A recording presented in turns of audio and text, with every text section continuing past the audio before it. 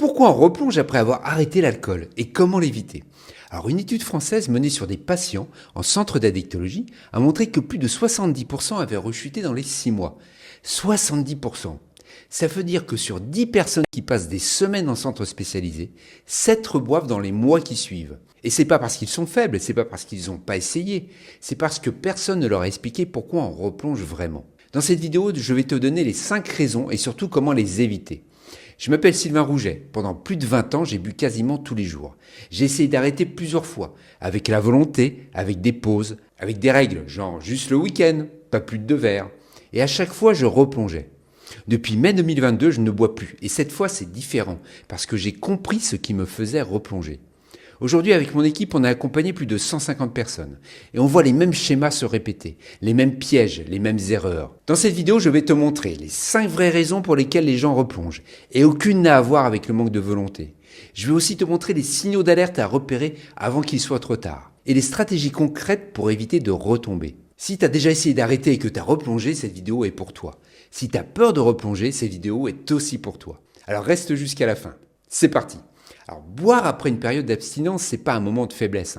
C'est un processus qui commence bien avant le premier verre. La plupart des gens pensent que replonger, c'est craquer. Un moment où tu es vulnérable, où tu as une envie trop forte, où tu cèdes. C'est pas ça. Ça commence des jours, parfois des semaines avant le premier verre. Ça commence dans ta tête, dans tes pensées, dans les petits mensonges que tu te racontes. Genre, un verre, ça ira. J'ai changé, je peux gérer maintenant. C'est une occasion spéciale. Je mérite bien ça. Ces pensées-là, c'est le début. Pas le verre, c'est pas le verre le début. Le verre, c'est juste la conséquence. Moi, avant de comprendre ça, je replongeais toujours de la même façon. Je tenais quelques jours, quelques semaines même. Je me sentais bien, j'étais fier de moi. Et puis une petite voix arrivait. Tu vois, du style, t'as vu, tu gères, t'es plus comme avant, tu pourrais reboire maintenant normalement, si tu voulais. Et je rebuvais. Et ça repartait. Alors, c'était pas un moment de faiblesse, c'était un piège que mon cerveau me tendait. Et je tombais dedans à chaque fois. Alors, quels sont les vrais pièges? Alors, les vraies raisons pour lesquelles on replonge. J'en ai identifié 5. Et je te les donne maintenant. Raison numéro 1, les déclencheurs non identifiés. L'alcool t'a conditionné, ton cerveau a créé des associations. Et si tu les connais pas, elles te piègent. Un déclencheur, c'est une situation, un lieu, une émotion, une personne qui déclenche automatiquement l'envie de boire. Alors ça peut être à la fin de journée, tu rentres du boulot, tu poses tes affaires et ton cerveau te dit « Allez, verre » ou alors « bière ». Le vendredi soir, ça peut être aussi le vendredi soir. C'est le week-end, c'est la récompense. Ça peut être aussi un repas entre amis, l'apéro, le vin à table. Ça peut être aussi le stress, une mauvaise nouvelle, une engueulade. Et tu veux boire pour gérer. Parfois c'est l'ennui, t'as rien à faire et l'alcool remplit le vide. Ces déclencheurs, ils sont programmés dans ton cerveau, c'est des réflexes, des automatismes. Si tu les connais pas, tu te retrouves avec une envie de boire sans comprendre d'où elle vient. Et c'est beaucoup plus dur de résister à quelque chose que tu ne comprends pas. Moi, mon déclencheur principal, par exemple, c'était à la fin de journée, 18h, 19h, quand je rentrais chez moi. J'avais beau être motivé le matin, arrivé à cette heure-là, c'était automatique. Mon cerveau réclamait sa bière, ou alors son verre. Quand j'ai compris ça, j'ai pu anticiper, préparer autre chose, changer de rituel. Mais tant que je ne le savais pas, je subissais. Si ce que je dis te parle et que tu as envie d'aller plus loin, il y a un lien dans la description. Tu peux faire ton bilan gratuitement et voir si mon accompagnement est adapté à ta situation. Sans cure, sans alcoolique anonyme, mais pas tout seul. On continue. La raison numéro 2 maintenant, le craving incompris. Alors le craving, c'est cette envie intense de boire qui te submerge. Si tu ne sais pas ce que c'est, tu crois que tu es faible. En fait, c'est juste de la chimie. Le craving, c'est une envie physique. C'est ton cerveau qui réclame sa dopamine. Alors, quand tu buvais régulièrement, ton cerveau s'est habitué à recevoir de la dopamine via l'alcool. Il a réduit sa propre production. Et quand tu arrêtes, ton cerveau, il est en manque. Il envoie des signaux du style, donne-moi de l'alcool, j'en ai besoin, quoi. C'est ça le craving. C'est un cerveau en sevrage qui réclame sa drogue. Et voilà le truc important. Le craving, ça dure pas. Une envie intense dure rarement plus de 10 à 15, voire au maximum 20 minutes. Si tu tiens ces 10-20 minutes, l'envie redescend. Le problème, c'est que sur le moment, ça paraît interminable. Tu crois que ça va durer toujours, que la seule façon de le faire passer, c'est de boire. Eh bien, c'est faux. Il existe une technique qu'on utilise souvent, c'est la technique des 10 minutes. Quand l'envie arrive, tu te dis, ok, très bien, elle est là, je la vois. J'attends 10 minutes. Pas je résiste, pas je lutte, juste j'attends. Pendant ces 10 minutes, tu fais autre chose. Tu bois un verre d'eau, tu sors prendre l'air, je sais pas. Tu mets de la musique, tu appelles quelqu'un et tu observes. Tu regardes l'envie monter, atteindre son pic et redescendre. Chaque fois que tu fais ça, tu renforces ton contrôle. Tu prouves à ton cerveau que l'envie passe. Et la prochaine fois, c'est un peu plus facile.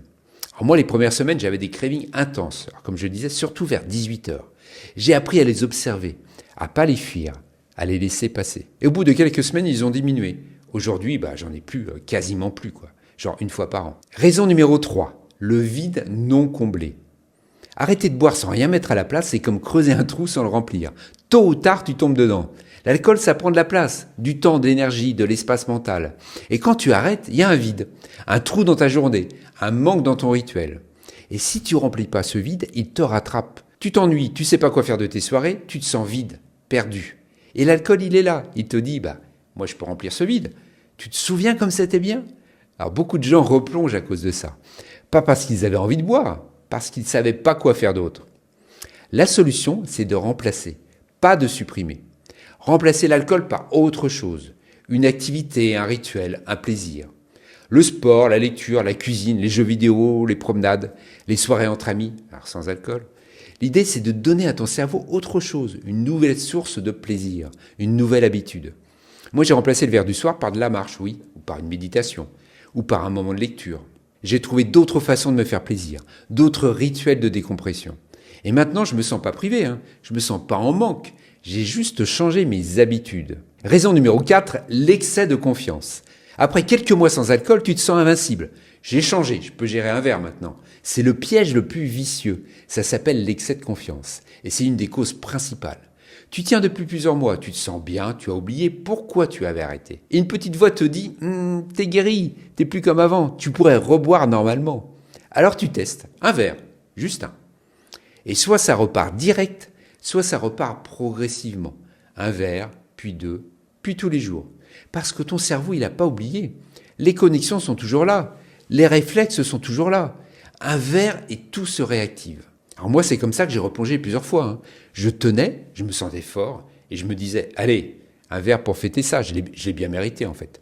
Et ça repartait. Ce que j'ai compris, c'est que la vigilance, elle s'arrête jamais. Pas parce que tu es faible, parce que ton cerveau est programmé. Aujourd'hui, je sais que juste un verre, ça n'existe pas pour moi. Et c'est pas une privation, c'est une liberté. Tout ce que je viens de t'expliquer, les 5 raisons pour lesquelles on replonge et les techniques pour les éviter, je l'ai résumé dans une fiche PDF. Tu peux la télécharger gratuitement, le lien est dans la description. C'est un bon rappel pour les moments difficiles.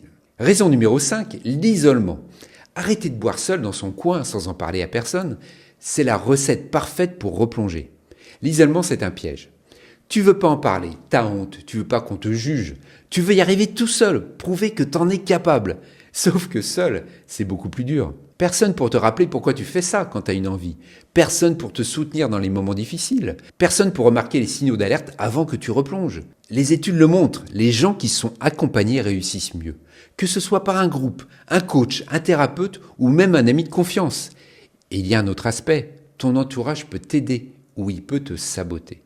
Si tes amis boivent tous, si ta famille minimise ton problème, si ton conjoint te dit « Allez, un petit verre, ça va pas te tuer, quoi », c'est dur de tenir. Parfois, il faut faire des choix, éviter certaines situations, s'éloigner de certaines personnes, au moins au début. Alors, je sais, c'est pas facile, mais c'est nécessaire. Moi, j'ai eu la chance d'avoir des gens autour de moi qui m'ont soutenu. Pas tous, mais assez. Et surtout, j'ai compris que demander de l'aide, c'était pas une faiblesse, c'était une intelligence. Aujourd'hui, c'est ce qu'on offre avec notre équipe, un accompagnement. Quelqu'un qui comprend, quelqu'un qui est passé par là, qui te juge pas. On récapitule. Les 5 vraies raisons pour lesquelles les gens replongent. 1. Les déclencheurs non identifiés. Tu connais pas ce qui déclenche tes envies, tu les subis. 2. Le craving. Tu crois que c'est de la faiblesse. En fait, c'est de la chimie. 3. Le vide non complet. Tu supprimes sans remplacer. L'ennui te rattrape. En 4. L'excès de confiance. Tu crois que t'es guéri, tu testes juste un verre. Et en 5, finalement, l'isolement. Tu veux y arriver seul, mais seul, c'est beaucoup plus dur. Replonger, c'est pas une fatalité, c'est pas un échec non plus. C'est une information. C'est ton cerveau qui te montre que t'as pas encore compris. Et maintenant que tu sais tout ça, t'as une longueur d'avance. Si tu as décidé de te libérer de l'alcool, alors sans cure, sans alcoolique anonyme, mais pas tout seul, clique sur le lien dans la description et fais ton bilan pour être contacté et voir si mon accompagnement est adapté à ta situation. En attendant, prends soin de toi. Vraiment.